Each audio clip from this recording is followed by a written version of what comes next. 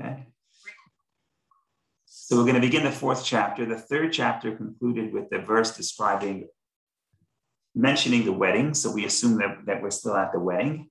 As we discussed at length last time and the time before, we had two classes about the wedding. And now at the wedding, maybe the groom is giving the speech. Either he's giving a speech, or he's talking to himself, or he's imagining, or he's talking to his bride.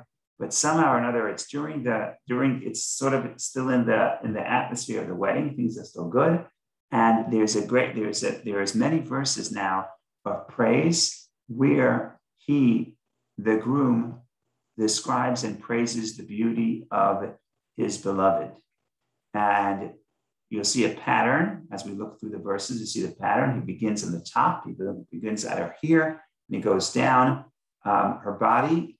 And he stops at the chest, and then he sort of shifts focus, and that's pretty much the theme of the first half of the theme of the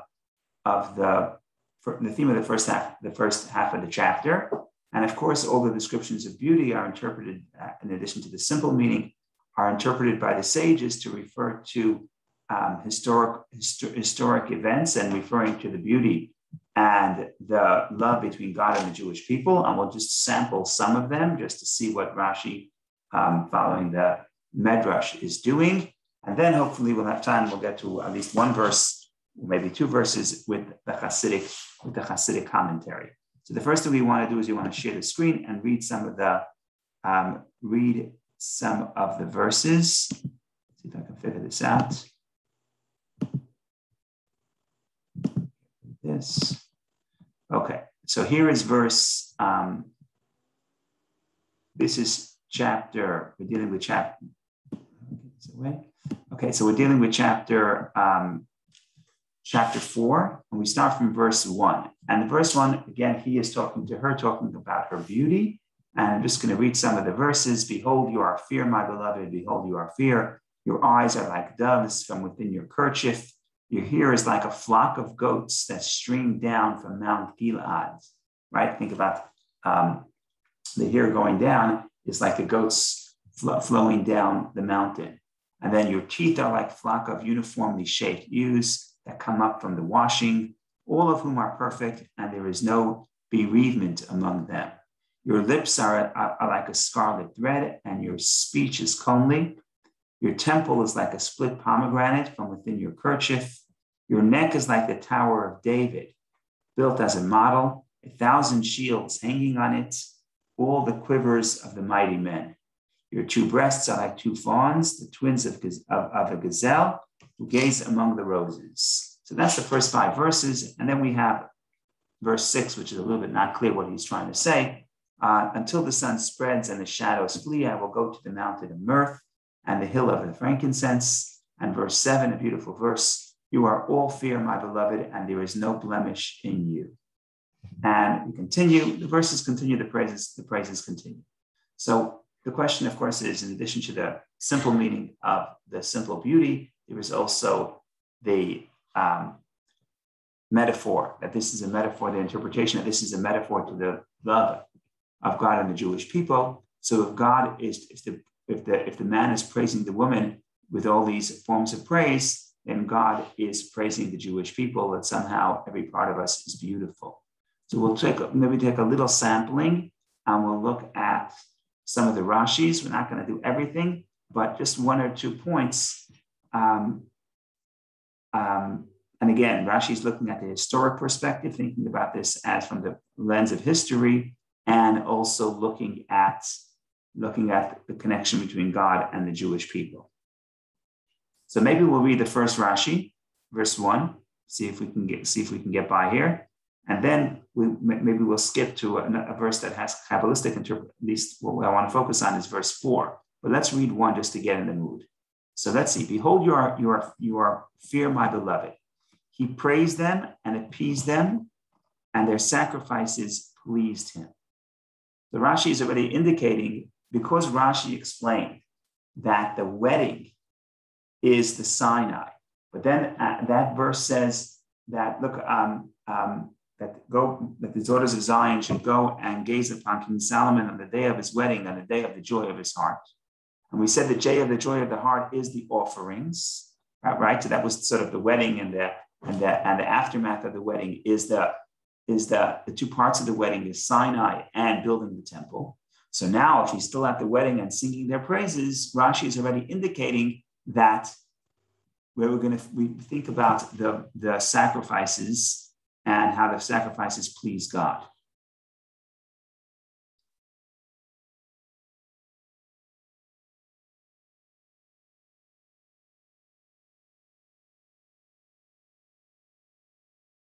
I have no idea how this second Rashi goes in. I wonder if it's a mistake because I don't see the Hebrew.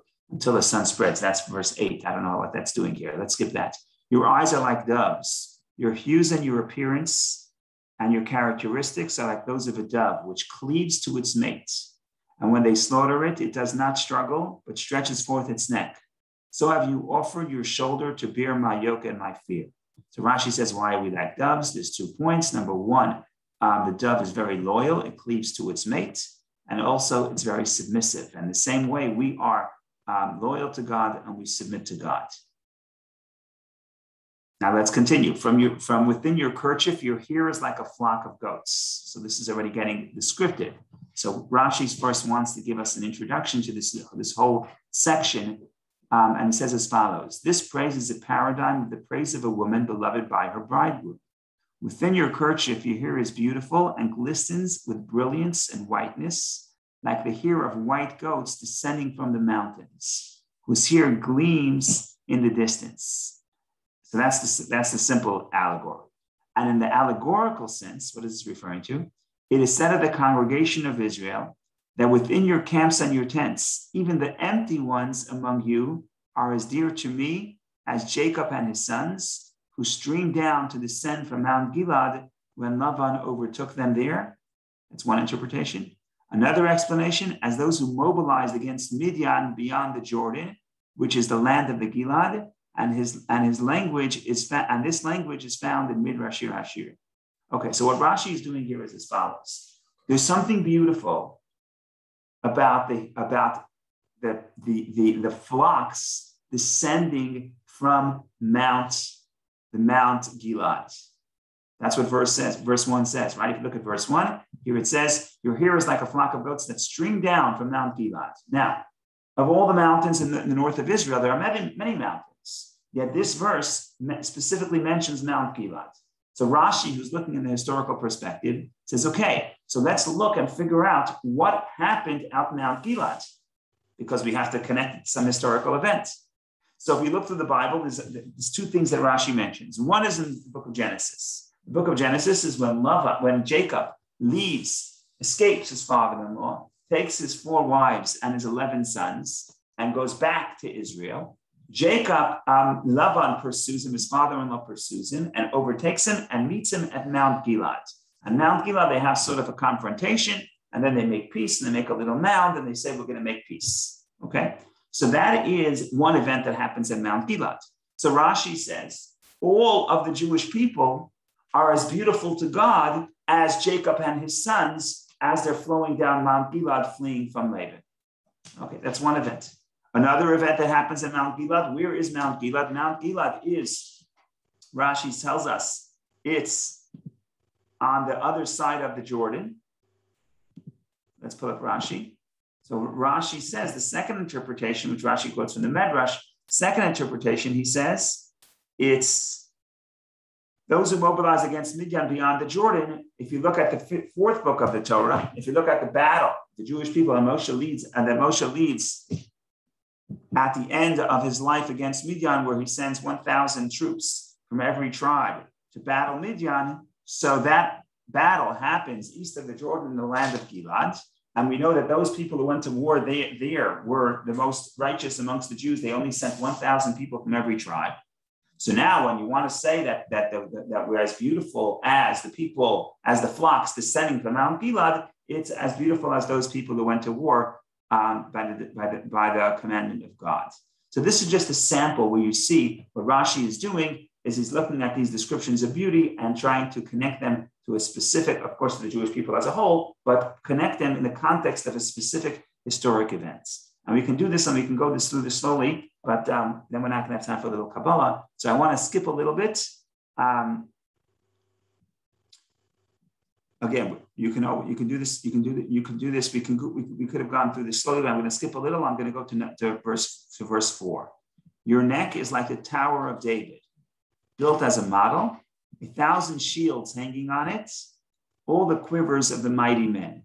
So Migdal David, it's interesting that historically Jerusalem began as a tower and a city around it. And even today, you can go and see a place in Jerusalem called Migdal David, the Tower of David.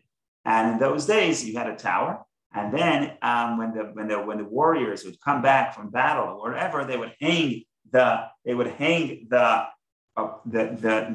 tools of war, the shields. They would hang it on the tower.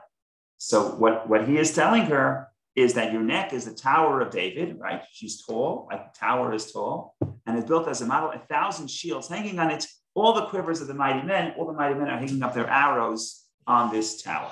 What a wonderful metaphor. Okay, so we have to do Rashi. Let's see what Rashi will help us out in the historic context, and then we'll look at the Kabbalistic context. So here we go.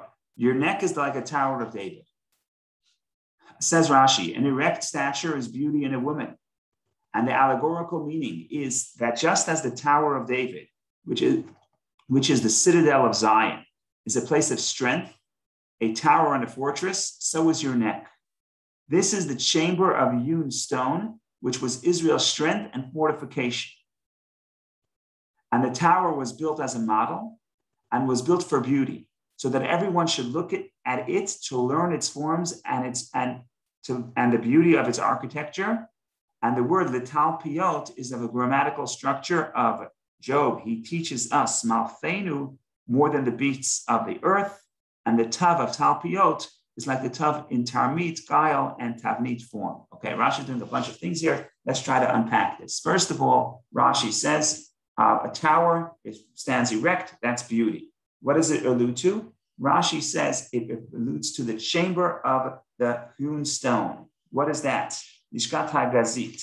That is the chamber in the temple where you had the Sanhedrin, the high court, because the high court sat in the temple in this specific chamber called Lishkat HaGazit.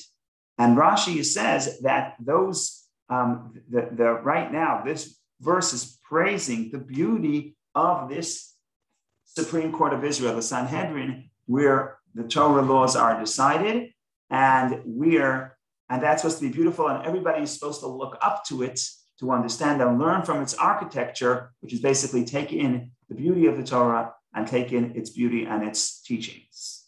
Then Rashi gets into some grammar, which we're not going to get into right now.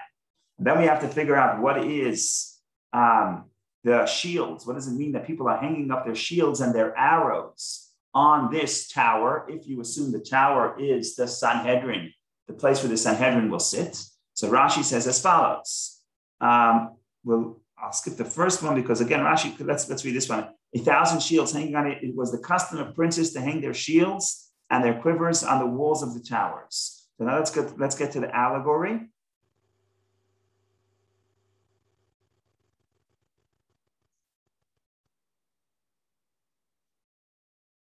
So we'll skip the first one, we'll go to the second one. All the quivers of the mighty men. We find that disciples are symbolized by arrows and quivers, as it is stated, as arrows in the hand of the mighty man, so are the sons of one's youth. Happy is the man who has filled his quiver with them. So Rashi is saying as follows. Rashi is saying if the tower is the Sanhedrin, the seat of the Supreme Court, then the arrows are the students, are the people coming to study. And again, you see in other places that the metaphor of warfare is used to describe the debates of the Torah. So that's Rashi's interpretation. And like I said, it's historic, it's referring to the temple, and Rashi really wants to connect as much as possible with the temple because he says the wedding is the lead up to the temple, so to speak. The wedding is the wedding, the first part of the wedding is the Yom Chatuna Torah, day of the nuptials, is the giving of the Torah, but then the verse goes straight into the day of the rejoicing of his heart, and the verse says that is the temple. So Rashi wants to connect it to the temple, and he says this specific praise refers to the Sanhedrin. Now, I'm just going to say something. Go ahead. What did you say the arrows are and the other part? Arrows are the students, right? We find that disciples are symbolized by arrows and quivers. He quotes a verse, Psalm 127. As arrows in the hand of the mighty man, so are the sons of one's youth. And Rashi says that, Rashi implies that that's referring to the students. And the arrows are what you use to create warfare. And that's what happens in a debate, in a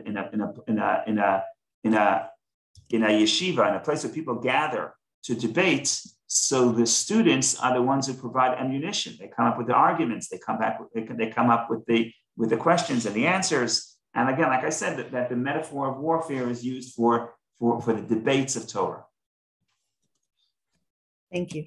Okay, so there's much more to say. I'm just going to say one little Hasidic insight here that's actually interesting that is brought up in other places as well, but it's said in this context as well. And that is, let's think about the beauty of the tower. Your neck is like the Tower of David. So Rashi says it's referring to the specific place where the Sanhedrin sat within the temple. But other commentaries explain that in general, Migdal David, the Tower of David, is a reference to the temple. In other words, when you want to say that the neck is beautiful, what's the neck? The neck is the temple. That's what the Medrash says. Why is the neck the temple? So there are different verses that describe that. But one thing the sages say is as follows. Is if you look at the region of the temple, you will notice that Temple Mountain, Mount Moriah, is not the highest mountain in the region. In fact, there was a place that was a little bit higher, 23 amot, I think, 23 cubits higher than the temple. And there was a stream of water that originated in that place that was higher than the temple. And that stream actually streamed down to the temple, and it actually flowed through the Azara, the courtyard of the temple. And if you read the description in the Mishnah, that's how actually they would clean the temple based on through the stream that flowed through the Azara. What they would do is on days that were very busy, for example, the day before Pesach, the busiest day of the year in the temple, the busiest day, there's all the sacrifices, Pesach sacrifices, and the place is a big mess. So what they would do is the Mishnah describes how they would clean it. What they would do is they had the stream flowing through the Azara, and there was the place where it enters and the place where it exits. So they would block the place of the exit. The entire floor would be covered with water. It was stone, so it's not a problem. And it would wash away all the blood from the offerings. And then they would open up the exits for the water to flow outward, and it flowed outward. Now, if there's a stream on a Temple Mountain, of course, Temple Mountain is not the highest. Because of gravity, the stream has to start higher. The stream can't go up. So the sages say, well, there is a stream that starts 23 cubits above the Temple Mountain, and it flows into the Temple Mountain. So the Medrash makes the point, just like the head is not the highest place within a person, the neck is not the highest place within a person. That would be the head. The neck is a little lower than the head. So too, the temple is like the neck. It's a little lower than the highest peak in the region. That's just a metaphor. We're going to explain what the Hasidic interpretation of this, which is absolutely beautiful. There are other verses in the Torah that makes this point. When Moshe blesses the tribe of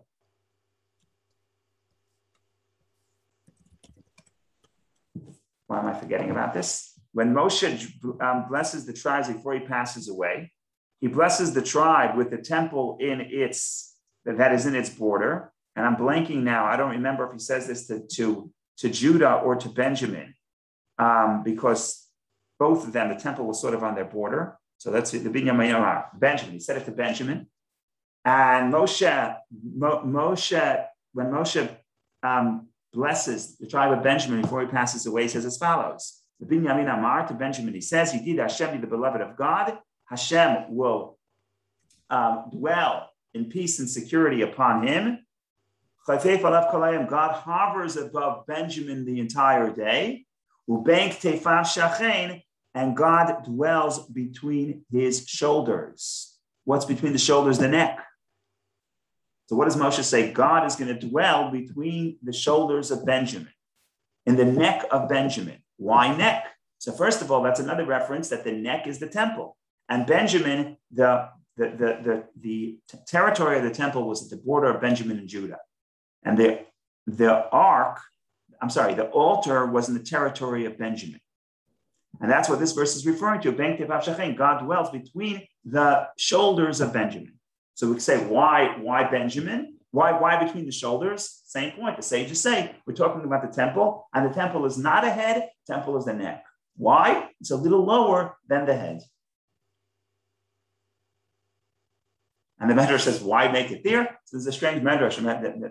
Yeah, okay, fine. Let's leave that alone. What does this mean? What does it mean in the temple? Because geographically, it's a little bit lower than the highest point in the region. That's why it's not the head, it's the neck. You would think the head is the most spiritual part of the person. You would think the head should be the temple. That's where the Shekhinah dwells. That's where God dwells, just like within the person. The soul is in the head, right? The soul is in the brain. The brain is where all the energy comes from the rest of the body. You would expect the temple to be the head, not necessarily to be the neck. The neck doesn't seem to be something very, very, very special and unique and spiritual. And yet we see in this verse and many other verses that when we talk about the beauty of the Jewish people and we talk about the neck, we're referring to the temple. So the Hasidic interpretation is as follows. More important than the head is the neck. Why? What is the neck? The neck is what connects the head to the rest of the body. So what is the function of a temple? The function of a temple is not so much to have a place where the divine presence dwells amongst Israel, amongst the Jewish people. It's not to create a spiritual haven, a head where God can dwell. That would be a misunderstanding of what the temple is. The temple is not just some sanctuary, some place you go to experience the holiness of God. If that's what it was, then a head would be a better metaphor. But the purpose of the temple is not the head, it's the neck. It's to connect the holiness to the rest of the body. And in that sense, the neck is much more interesting than the head, because the head is wonderful, but the head is removed from the rest of the body. And in other words, that our model of what a temple is supposed to be, what's the purpose of going to the temple? What's the purpose of connecting to God in the temple? You can say, well, I want to go to a place where God could be felt, where the presence of God could be felt. That's wonderful, but that would be a head, and that's not what God wants of you. God wants of you to go to a place that connects the spiritual to the physical, that you'll be able to take the inspiration from the temple and bring it to the rest of your life and bring it back home. And that's the neck. The neck represents the flowing of the energy from the brain to the rest of the body. And that is what he's praising when he says, your neck is beautiful, just like the Tower of David. And Rashi says, have a beautiful erect neck is a beauty for the woman. In other words, the neck, the connection, the fact that we have the ability to take the moments of inspiration and bring it to the rest of the body, that is what's beautiful, and that's what is praised. If you want to think about the time we're in, Rosh Hashanah and Yom Kippur is like the head of the year. Rosh Hashanah is the head of the year. Some people want to have a very good Rosh Hashanah, which is important. But more important than a good Rosh Hashanah is to think about how do we bridge the Rosh Hashanah, the inspiration from the head, and how do we make that inspiration come with us for the rest of the year? That's the real beauty. That's the neck. That's the function of the temple. So that's just a little insight about the neck. And now we can continue to one more verse that I want to look at from the perspective of the Hasidic interpretation. And yet, Rabbi, the neck is so important, and you've brought this up in many other times. Most of our Jewish history has been done without the neck. So how do you reconcile this? So we have not had the physical manifestation of the neck, but we have that everything that one of the important principles of Hasidic teachings, but not just Hasidic teachings. It predates Hasidic teachings. It really goes back to the temple. You go back to the sages who say the first time when God says, "Make for me a sanctuary, and I will dwell among them." So the sages teach, it doesn't say I will dwell in it, in the temple. It says I will dwell in them. And that means within every person. In other words, there is a temple in every person. In other words, we have to create the equivalent, and we do in our spiritual life, when we don't have the physical manifestation of the temple and the offerings and the details and specifics of the temple and the offerings, we have to recreate that experience in our life in a spiritual sense. And what does it mean to have a temple spiritually? To have a temple spiritually means to create not a place for your soul, a place where you feel God. That's your head, that you have naturally. Building the temple would mean, could you create a process by which the inspiration that you have when you get in contact with your head, when you get in contact with your soul, could you create that flow from the Shabbat to the 6 days, for example, right? Could you create that transition, that moment of transition to transition from the spiritual to the rest of life? That's the difficulty, but that's the building of a temple. And when you do it in your life, you have the temple in your life. You don't have it in the physical sense. You have it in the spiritual sense. Now, when we had the temple in the physical sense, it was easier. This was done, that energy was much more accessible. It was easy for the inspiration to flow from the head to the rest of the body because the physical temple embodied this idea. And if it was in this physical world, it means it was tangible in this world and accessible. Today, we have to work harder to create that metaphor of the neck within our life. But it's not just because that we don't see the physical manifestation of it. That doesn't, I would argue, that means we have to try much harder to make it within our life, because we can't rely on the collective temple that works for the collective Jewish people, but we have to recreate it within ourselves. And that's part of the exile. The exile is where a lot of the parts of the Torah that discuss the temple and discuss the offerings, we now have to find the equivalent within our soul. Is the implication then we're on a higher spiritual level than the people during the temple? We have certain advantages and certain disadvantages. The advantage is that, first of all, we create our own temple. The advantage is that it's more internalized. But I would say that there's also a disadvantage. The disadvantage is that when it was done in the temple, it had a more powerful effect. And there are many metaphors to explain the difference. Sometimes I use the metaphor of what's more beautiful. If you go to a concert where world-class musicians are playing classical music or any type of music, and it's very inspirational and it's moving, but then you go home and it was nice when you had it, but you can't recreate it. Then contrast that with the ability of a person who can go and learn to play music on their own. Okay, so now I learned to play music on my own. Can I play as beautiful as the orchestra? No. But the music that I could produce, that I made by myself. And I can recreate it whenever I want. Which one is greater? Each has an advantage. In the language of Kabbalah, one's makif, one's pnimi, one's encompasses and one's internalized. The music that is created for you moves you and has a great impact upon you, but ultimately doesn't transform you. It doesn't really teach you anything. You cannot do this on your own. But when it's happening, it's amazing. Now, when I can learn to hit a few notes on the keyboard, on the piano, I'm producing my own music. In that sense, it's beautiful. But does my music compare to the music playing in the world when a temple stood? No.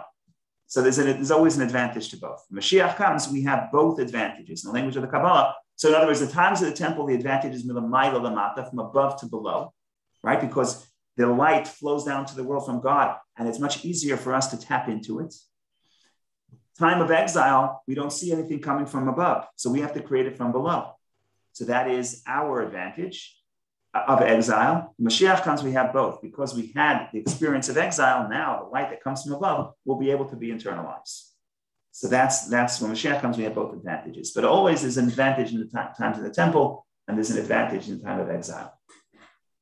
But the beauty of this metaphor, it's in Hashem believing in people, because that's what the verse 4 says. Yes.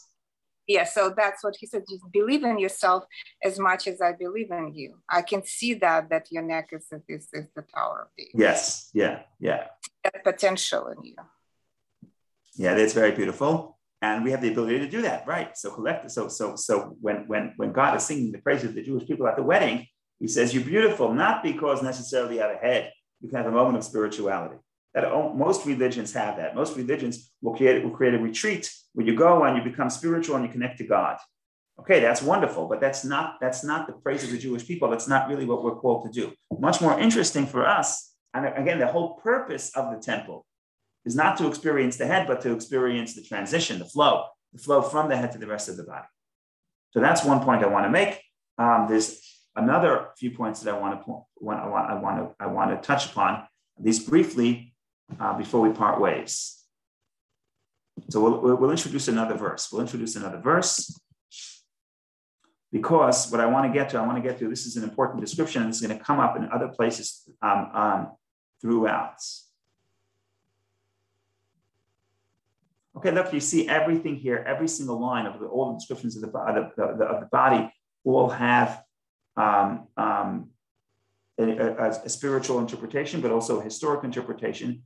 You see Rashi, your two breasts which nourish you. This refers to Moses and Aaron. Okay, and we have all these interpretations. If you have time, you can go look it up. Song of Songs, chapter 4. Read it with the Rashi. Okay, I want to look at verse 5. Verse 8. No, not verse 8. What am I talking about? Verse 9. You have captivated my heart, my sister, my bride. You have captivated my heart with one of your eyes, with one link of your necklace. Okay, so the man now is praising the woman, and he's saying, "You're so beautiful. Your eyes are so beautiful." Rashi already told us earlier, when in an earlier verse, that if someone has beautiful eyes, then you don't have to. Then they're considered beautiful. You don't have to look at any other part of the body. So the eyes is very important to have beautiful eyes, according to Rashi. So here he's saying, "You have captivated my heart, my sister, my bride. You have captivated my heart with one of your eyes." In other words, I don't even have to see both your eyes. I don't have to see both the entirety of your beauty. Just a little bit of your beauty already captivates my heart. And again, same thing with the necklace. I don't have to see your entirety of your necklace, which of course is beautiful, but even one link of your necklace already catches my heart. So let's read Rashi. Livaftani, you have drawn my heart to you. Livaftani, it's an interesting word. The shoresh, the root is lev, it's heart. Livaftani, it's not clear. You made me a heart. It's not clear what this verse means. In other words, it's a strange Hebrew word. In other words, Hebrew poetry is you take an existing Hebrew word and you change the form. And sometimes it's the only appearance in the Bible. I don't know if there's other places where, other than the Song of Songs, where that word comes up. Livaftani. Literally, you made me a heart. Rashi says, you have drawn my heart. But if we have time to get to the Hasidic commentary, you will see, you have made me a heart. You have made me into a heart. We'll get to that later if we have time. In any case, you have captivated me with one of your eyes, with one link of your necklace. So let's read some Rashi. With one of your eyes, of the many good characteristics that you possess, if you had only one, I would have loved you dearly. How much more so with all of them? Right? So Rashi, what does it mean? Even one eye. So Rashi says that God tells the Jewish people, you have so many good characteristics. If you only had one, that would have drawn my heart. So much more so now that you have so many. And the same thing is with the necklace, and so with the achad anak mitzavarech, with one of the links of the necklace of your adornments. These are the adornments of the commandments with which the Israelites are distinguished. In other words, we have so many mitzvot. Even one mitzvah itself would make us so beautiful before God would capture God's heart. Now that we have many mitzvot, how much more so? So that's one interpretation. Another explanation, what does anak mean? Anak, we had that word before, it means necklace. Here, Rashi is giving another interpretation. Literally, anak can also be I think it means a giant. With one of your forefathers, he was the one who was special, and that is Abraham, who was called anak, a giant, the greatest man among anakim. In other words, one link of your necklace could also be read one link of your giants, and that's Abraham. The giants are the patriarchs. One link, even just one patriarch, already makes us so beautiful. That is what Rashi explains. Now, beautiful interpretation. We're going to give a little Kabbalah interpretation, which talks about how we make God's heart related to what we said last week. You may or may not have time to go into this fully, but I do want to address two terms that are in this verse that are very important, and they appear many times. From here on, they're going to appear a few times in the book, but they also appear other places within Hasidic philosophy, and that's why I want to address it. And that is the term achoti kala, my sister, my bride. So what's a sister? What's a bride? So we already read 2 weeks ago. We already read that you can't get too literal. My brother is and sister, therefore, it could be a form of endearment, right? We said when we discussed how are we God's mother? Who's God's mother? We said, so Rashi brought the metaphor for the Medrash, where there was someone who loved his beloved, and he called her my daughter. He called her my what did he call her? Called her my daughter. He called her my beloved, which means spouse, and then he called her my mother. So when you have the the different descriptions of love, on the simple meaning, it's just different names. So my sister is one form of endearment, and Kala, my bride. And here you have captivated my heart, my sister, my bride. Okay, so that's a simple meaning. But the Hasidic interpretation says, no, we have to understand here that the reason why the verse refers to the Jewish people as my sister and my bride is because there's two forms of love that the person has to God. And one is like a sister and one is like a bride. And it's not the same form of love, it's very different. And when we say you have captivated my heart, my sister, my bride, is the way the Hasidic interpretation is going to explain it, that we captivate God's heart by each of these forms. In other words, there's something that the bride does and there's something that the sister does. And both together make God to be a heart. We can discuss that, what that means if we have time. So I just want to discuss these two forms of love because this is an important concept to understand. And that's what's the sister, what's the bride. And what Hasidus explains in multiple places is that there's a very different type of love between the love of siblings, we'll call that the natural love, and the love of spouses. Love of spouse is unnatural. What do I mean unnatural? I mean, I call it romantic love, but I'm going to call it's not natural in the sense that you're not loving the person. Let's start with the sibling. Why do you love your sibling? Assuming you do. If you love your sibling, it's because you grew up in the same environment. You see things the same way. You're the same DNA. It's natural. You are connected. You're one and the same. And therefore, there's the natural love. Now, then there's the love of a spouse. Love of a spouse works very differently. You don't love the person because they're like you, because they grew up in the same home, because they have the same parents, because they share the same DNA. That love that would never become romantic love. Romantic love comes specifically when there's something that's very different between you and the other person. And the difference between you and the other person is what creates that romantic love. In other words, you have to overcome obstacle. You have to overcome the gap to bring the two of you together. And that's why nature or God places the romantic love, the passionate love, to allow us to go out of ourselves, so to speak, to transcend the self and to connect to somebody that's very different than us. And in that sense, now what's the advantage to each level of love? The advantage is that the love to a sibling, assuming everything is fine, they haven't harmed you and you haven't harmed them, assuming everything is fine, a love to a sibling is consistent. We call it love like water. Think of a stream of water that's just traveling. It's very consistent. I'm very good friends with my older sister. My mother says we never fought ever in our life. She tells it to my children. My children don't believe me, but that's what my mother keeps saying. I call her every now and then, and that's it. I say, hi, how are you doing? How are you doing? Everything's fine. There's no change. There's no ups. There's no downs. It's a stream. So it's always there. That's the advantage. The disadvantage in the realm of love is that the love is not passionate love. In other words, it's love. You love your sibling like you love yourself. It's not a passionate love. Then you have the love of my bride. That's achoti, that's my sister. Then you have my bride. My bride is a different story. What is the bride? The bride is someone who's very different than you. And therefore, when it comes to romantic love, on one hand, the disadvantage is that it's not always there. There are ups and downs. Right? You read the book and it said they lived happily ever after, and you know it's not a true story. And you read this book, The Song of Songs, and you'll see why it's a true story, because they don't live happily ever after. Because romantic love is very difficult for romantic love. It's impossible for romantic love always to stay the same. There are always ups and downs. We have to deal with those ups and downs, but there are always ups and downs. Why are there ups and downs? Why can't it be consistent? Why can't I just love you passionately consistent?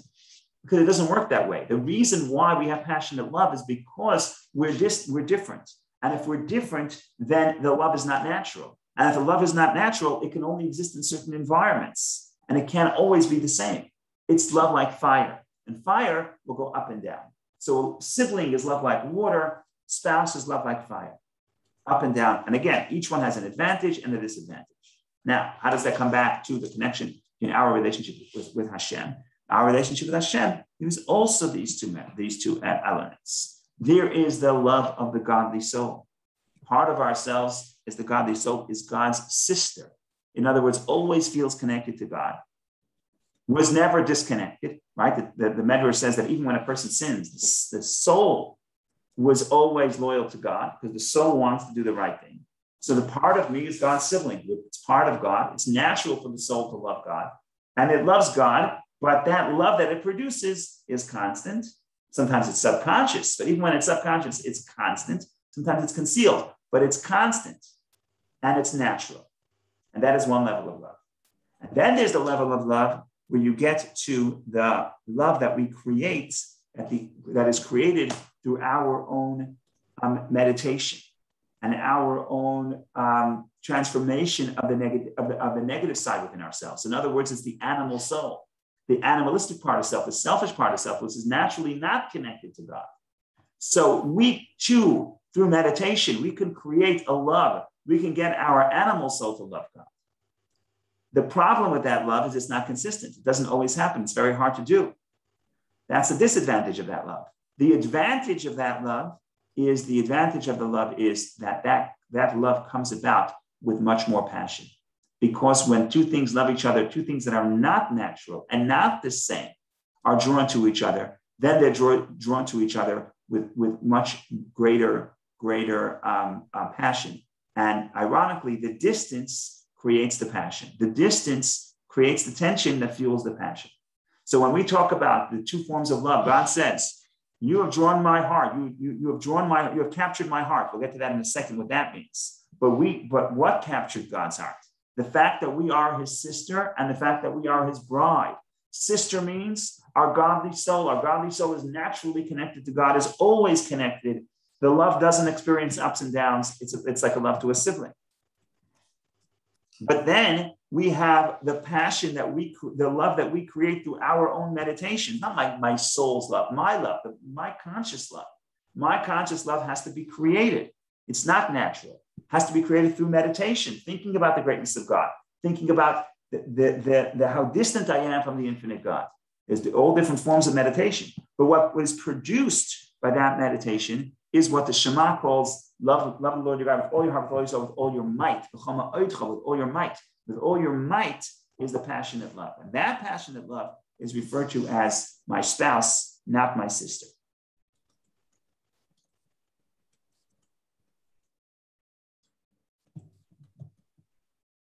Now, when we are drawn to God, this relates to what we said last week. So last week, why are we God's mother? Because we draw God into the mode of the 10 spheros. We're going to say a very similar thing here. When we are drawn to God, God is in turn reciprocates and is drawn down to us. In other words, the Kabbalistic idea here is that God is infinite. How does God relate to the world? So that's what the Kabbalah explains as 10 spheros. God limits himself, expresses himself in 10 limited ways to create the universe and interact with the universe. Now, what motivates him to invest himself in the finite creation? So that's the Jewish people. That's the people who are drawn to him. So when we are drawn to him, he's drawn to us in turn. Now, we said what I think we mentioned it last week, but if not, this is the extra spice. We make God, we did say it last week. Last week we talked about the heart. The heart is the cycle. The heart creates the circulation. We make God, Li Baftani, you captured my heart. But I told you earlier, that's what Rashi says, the translation is you captured my heart.